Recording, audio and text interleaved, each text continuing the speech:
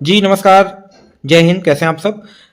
एक बहुत क्वेरी आ रही थी मेरे चैनल में। काफ़ी महिला शिक्षकें खासकर बीपीएससी टीआरई 1 टीआरई 2 और टीआरई 3 की जो महिला शिक्षिकाएं हैं वो कमेंट कर रही थी कि ये चाइल्ड केयर लीव सीसीएल जो चाइल्ड केयर लीव है, शिशु देखभाल अवकाश, इसका सर कैसे मिलता है, किस माध्यम से मिल सकता है, इसका क्या नियम है और कौन लोग इसका उपयोग कर सकते हैं। तो आज हम इस वीडियो में इसी छुट्टी के बारे में डिस्कस करेंगे। आप अंत तक वीडियो को देखें, आपको सारा चीज़ क्लियर हो जाएगा।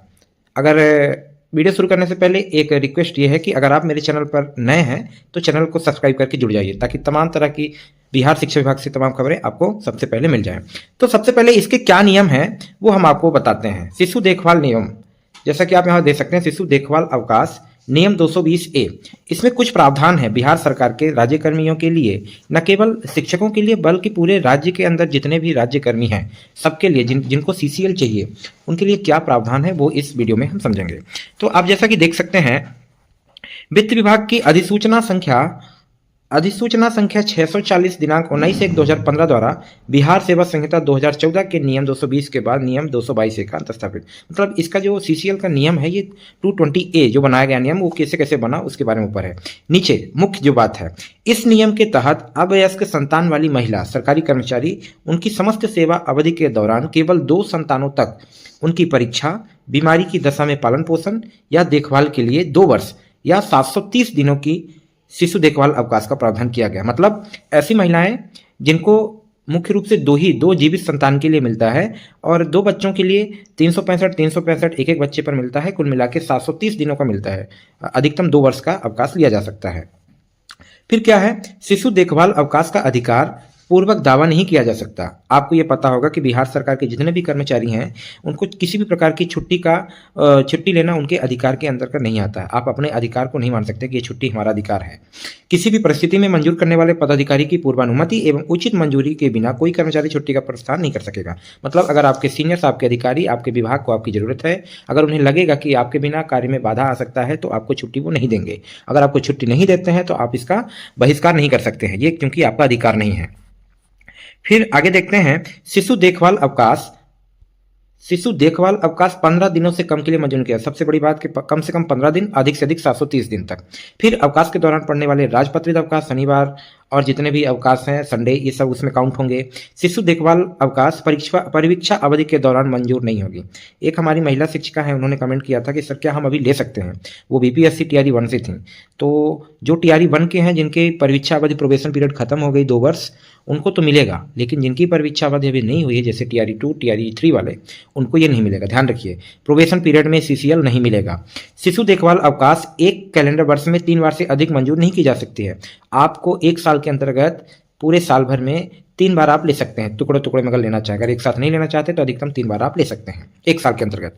फिर ऐसी छुट्टी से संबंध सरकारी सेवक का छुट्टी वेतन वही होगा जो वह छुट्टी पर जाने से पहले कर्तव्य था।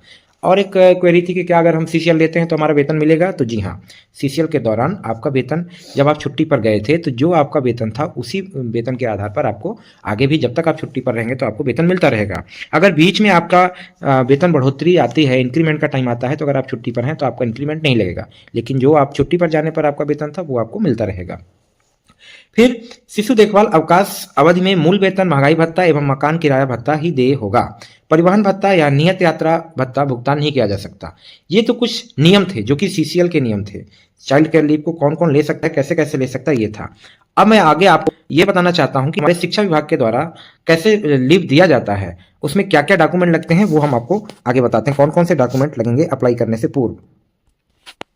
अब हम आपको दिखा रहे हैं कि अब आपको मैं बताना चाहता हूं कि जो सीसीएल में आपको कौन कौन से डॉक्यूमेंट लगेंगे। जब आप सीसीएल अप्लाई करेंगे तो उसमें क्या क्या आपको डॉक्यूमेंट देना है उस लेटर के साथ में, वो मैं आपको बताता हूं। ये एक लेटर है जो कि भागलपुर शिक्षा पदाधिकारी के द्वारा जारी किया गया है।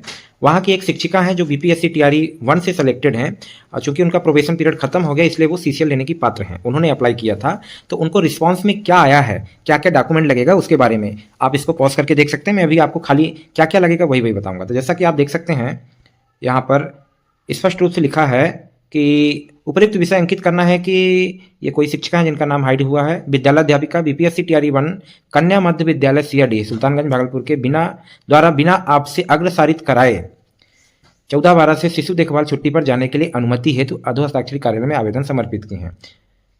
और इसमें क्या क्या डॉक्यूमेंट लगेगा, तो कह रहे हैं सबसे पहले लगेगा आपको प्रथम या द्वितीय जीवित संतान के लिए शिशु देखभाल छुट्टी उपभोग करने के संबंधी प्रथम दंडाधिकारी से निर्गत शपथ पत्र। तो आपको सबसे पहले एक एफिडेविट देना होगा कि हाँ ये मेरा फर्स्ट बेबी है या सेकेंड बेबी है।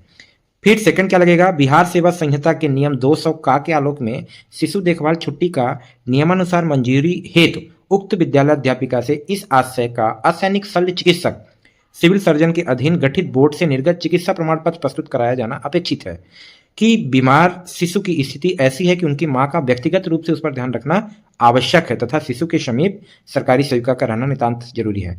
पहला तो आपको लगेगा एफिडेविट शपथ पत्र कि हाँ ये मेरा पहला बच्चा है या दूसरा बच्चा है, उसकी जानकारी देंगे। दूसरा आपको मेडिकल सर्टिफिकेट बनवाना पड़ेगा किसी सिविल सर्जन से या डॉक्टर से कि हाँ ये बच्चा है मेरा पहला या दूसरा जिसका ये नाम है और इसको ये बीमारी है और जिसकी देखभाल के लिए इसके माँ का ही होना आवश्यक है, मतलब आपका रहना वहाँ जरूरी है। ये डॉक्टर से आपको मेडिकल सर्टिफिकेट बनवाना होगा। 2 डॉक्यूमेंट। तीसरा डॉक्यूमेंट ये है कि विभागीय ज्ञापांक 1444 दिनांक 2/6/2025 की कंडिका 4 के आलोक में यह प्रतिवेदित करना सुनिश्चित करें कि विद्यालय में पदस्थापित कुल शिक्षकों के अनुपात में ऐसे अवकाश की मंजूरी से विद्यालय के शैक्षणिक गतिविधियां रूप से प्रभावित नहीं होंगी। तीसरा ये डॉक्यूमेंट है कि आपको अपने बीओ से, पहले अपने स्कूल से और फिर आपके बीओ को उसमें अनुमोदन चाहिए कि हाँ इस टीचर के विद्यालय से जाने के बाद विद्यालय की शैक्षणिक गतिविधियों में कोई रोक नहीं होगा, शिक्षकों की वहाँ पर पर्याप्त व्यवस्था है, तभी आपको छुट्टी मिलेगी। 3 चीज़ें आपको डॉक्यूमेंट लेटर के साथ लगाना होगा। पहला तो आपको एफिडेविट, दूसरा आपको मेडिकल सर्टिफिकेट और तीसरा आपको ये एनओसी किससे, स्कूल और बीओ का उस पर सिग्नेचर होना चाहिए कि हाँ इनके जाने से विद्यालय की कोई शैक्षणिक में गतिविधि में बाधा नहीं आएगी। उसके साथ आपका लेटर वो सब देके आपको जिला कार्यक्रम पदाधिकारी के यहाँ देना है, जिसके बाद आपकी छुट्टी मंजूर होगी। आई होप आपको चाइल्ड केयर लीव से संबंधित सारी क्वेरी आपकी सॉल्व हो गई होगी अगर आप वीडियो को शुरू से लेकर अंत तक देखे होंगे। अगर वीडियो आपको पसंद आया हो वीडियो को लाइक करिएगा और हमसे जुड़ने के लिए चैनल को सब्सक्राइब कर लीजिएगा। धन्यवाद।